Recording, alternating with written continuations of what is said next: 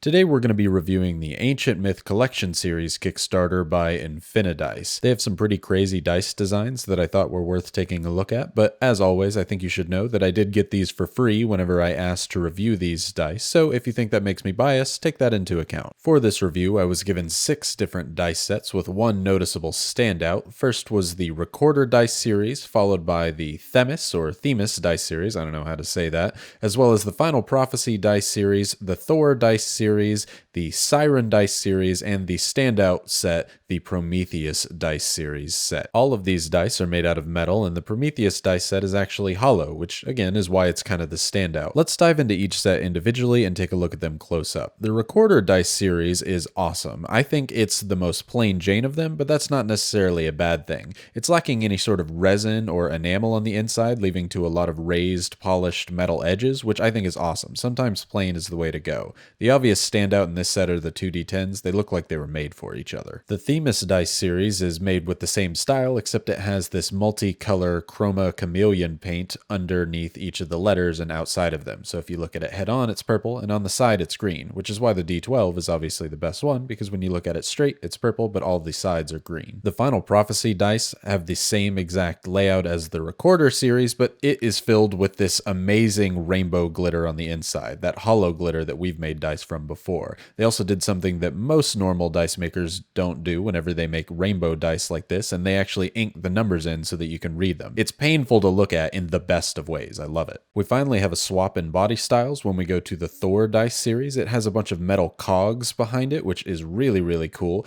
This also is pretty plain Jane. It's just polished metal, but it makes for an amazing D4. A lot of these actually have some of the best D4s that I've ever seen. I'm actually going to come back to talking about this one as we move on to talking about the Siren series, because it has the same body style, except this one has enamel all over the inside, or resin that's coloring it. And I want to talk about that in a minute, because I think I figured out how they did it. It's really cool to have this kind of contrast between one color metal behind and then the metal of the numbers. I was really trying to figure out how they actually did that. And it's so shiny, it's almost hard for my camera to pick up. It loses focus when I'm trying to focus on the D4 here.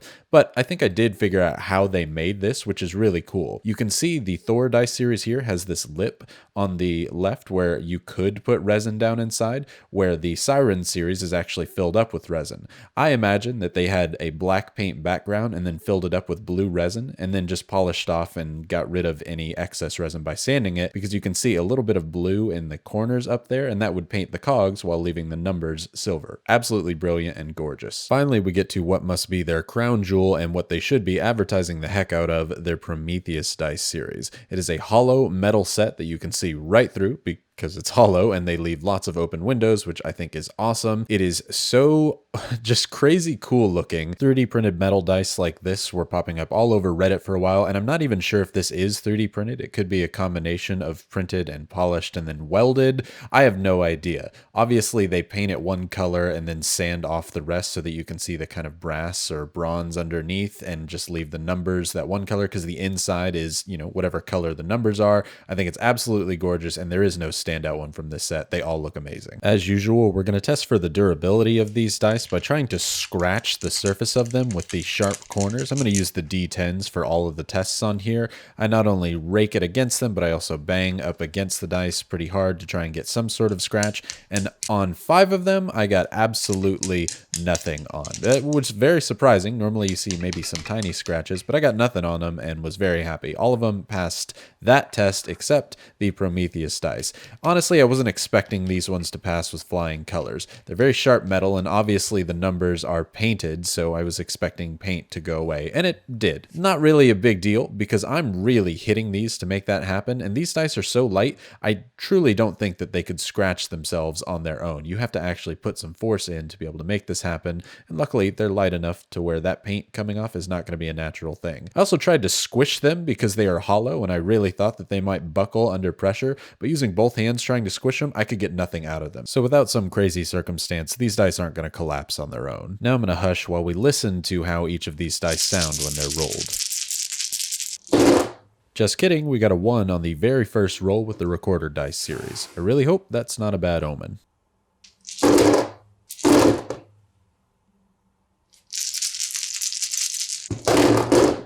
Turns out it was a bad omen because the Themis or Themis dice series also got a 1 on its very first roll.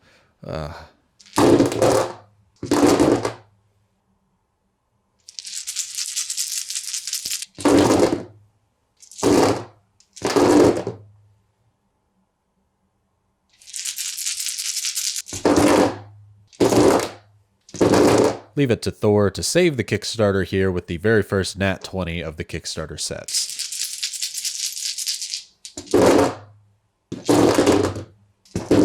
Another thing about the Prometheus Dice series is when you shake them up, they sound like jingle bells.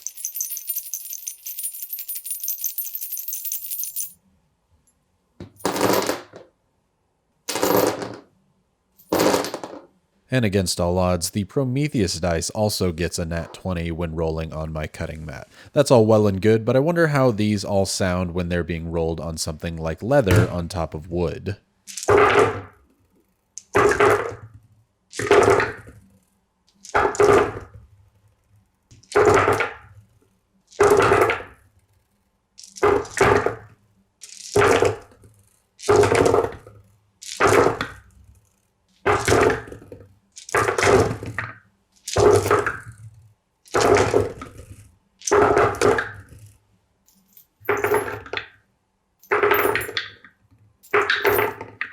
I just love the way those dice sound when they roll, and I gotta say, I don't really have anything bad to say about any of the dice in this Kickstarter. They're all some brand new designs that I haven't really seen before, or at least plays on old ones that have their own new kind of style. This set here with the Prometheus is just absolutely killer, and I want a bunch of them, and I want all the different colors and all the different sets. They have so many gold options, they must not have known that my channel's all about gold, or else they would have sent me gold versions of all of the dice, but at least y'all got to see different versions of all of them. And honestly, for high quality metal dice like this, the price isn't too bad either. It's cheaper than a lot of the other ones that I see on Kickstarter, so they've got that going for them too. High props to Infinidice. I hope they do really well on this Kickstarter, and I hope I get to see more of their stuff in the future. Thank you so much for watching. Subscribe if you might want to see some more reviews for tabletop Kickstarters in the future. I do a lot of dice stuff, or if you want to learn how to make your own dice, because that's primarily what I do here on the channel. I'll put a link to the Kickstarter in the description below. Make sure you like the video if you like it, dislike it if you disliked it, and let me know in the comments which dice was your favorite on this video. I'm also going to give away a few of these sets on my D&D live stream on Tuesday nights, so if you want to come hang out, watch some D&D, and possibly win some dice, we always have giveaways each and every week.